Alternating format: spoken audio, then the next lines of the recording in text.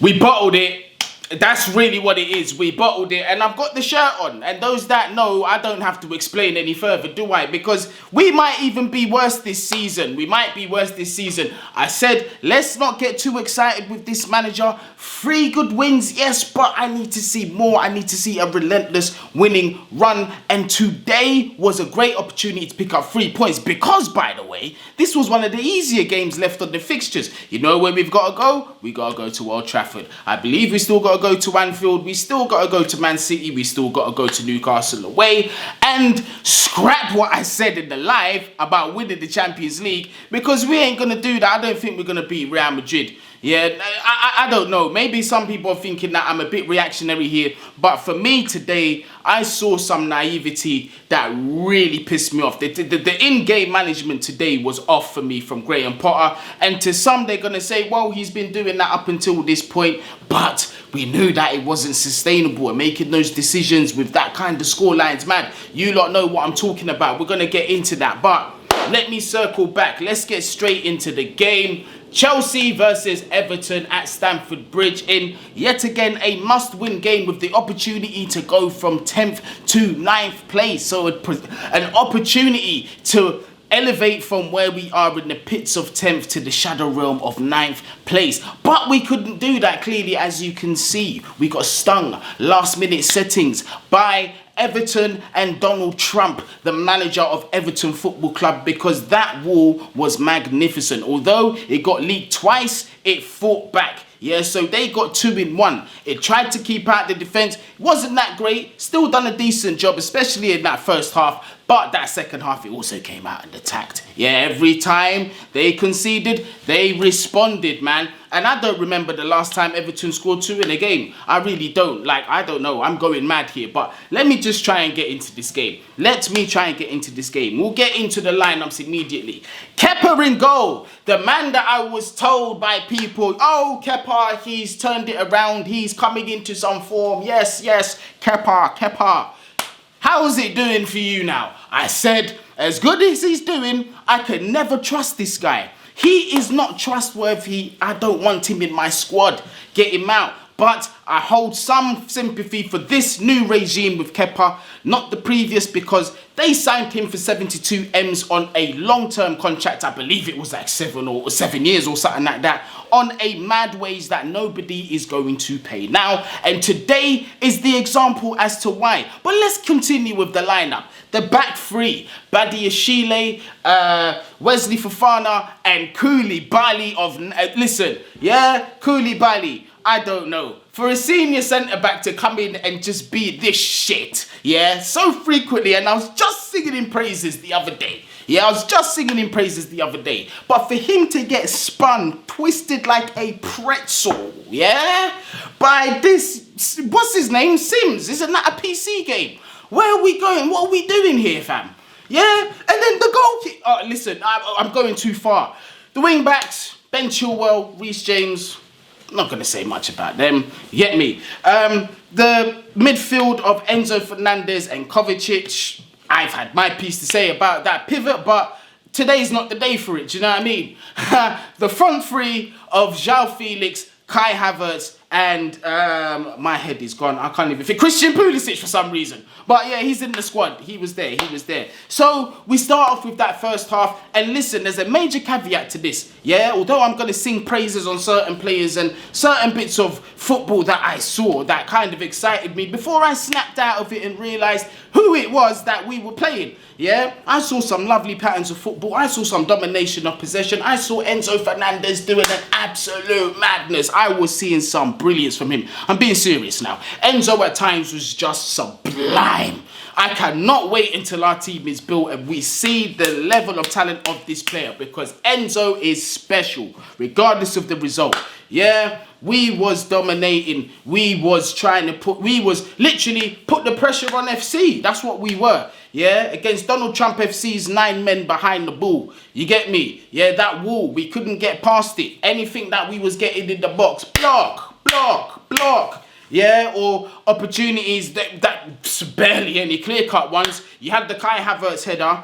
and another opportunity that I can't even remember. But listen, blocks galore that were made by Tarkowski, Decore, all of these man, yeah, whoever it was. You can even throw in the coaching staff in there. They was making blocks, yeah. 9 men behind the ball FC, but I ain't mad at it because it's Sean Dyche. It's Sean Dyche football. You know what to expect. You know where Everton are. You know the job that he's coming to do, and most likely he's going to do it. Why? Because he's Sean Dyche. This is what he does, fam. Sean Dyche is not a dickhead on the bottom half of the table. He is a boss, yeah. Him and Sam Allardyce, them man are elite at what they do, yeah. Their Gino level is on 1,000, and today you saw that 9 men behind the ball going into that second half. They were smooth, silky. They said, yeah, game's going right to plan. In open play, really and truly, they had nothing for us. What they was relying on was 2 things: counter-attacks, 3 things: counter-attack, set pieces, and absorbing pressure, obviously, which they done well to a T until the second half. Obviously, we got the wing-backs a lot more involved. The crossing was a lot better. Like I keep saying, that wing-back play, we are so good at stretching teams because the quality of our wing-backs, Ben Chilwell and Reece James. Reece today, I thought, had a better game than the last, but still, as a whole, like, because of the result, that sucker punch at the end, you get me? Because of the result, it weren't good enough. João Felix, I saw some great football from him at times, everything except getting in the box, but he did get his opportunity and he took it on his left foot as well. Assist by guess who? Once again, Ben Chilwell, lovely little cutback to João Felix, who took the shot on his weaker foot quickly and found the bottom corner. Deserved this goal. Fair play to João Felix. He worked hard for that goal because he was really trying to make something happen in that attack. But the end product wasn't good enough. We're going to have to see a massive improvement from João Felix in that one.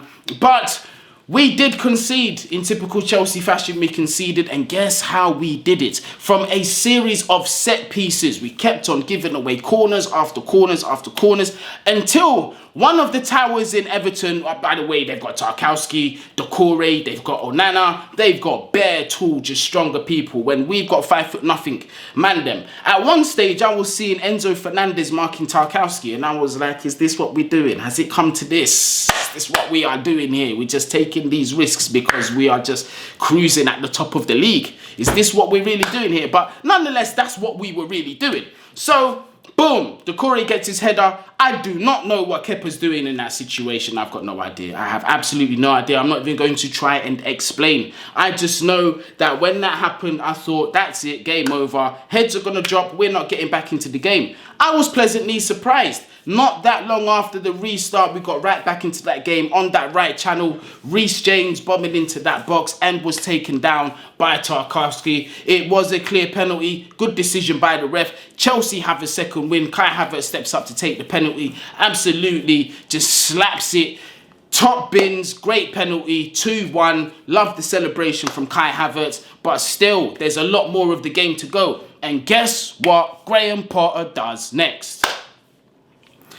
I don't even think we're at the 70th minute mark, and he makes the substitution, but this time it's not João Felix that comes off. Christian Pulisic, who to me, outside of the finish that he had outside the box that was disallowed, good goal by the way, was not, man, in comparison to the other attackers. Kai Havertz today weren't that great in my opinion, but yeah, it was one of those ones. You don't know how I feel about Pulisic. He needs to be out of the door for me, bruv. I've lost my patience with him.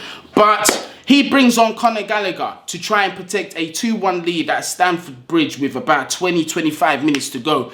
He's done this in previous games before, but that to me is ludicrous. You don't do that. If you're going to make that substitution, I personally would have liked to see Mudryk come on because we're not safe at 2-1. We needed to get that third goal and we were capable of doing so. But bringing on Conor Gallagher, trying to absorb that pressure, inviting that pressure run from Everton to get back into the game, which they did.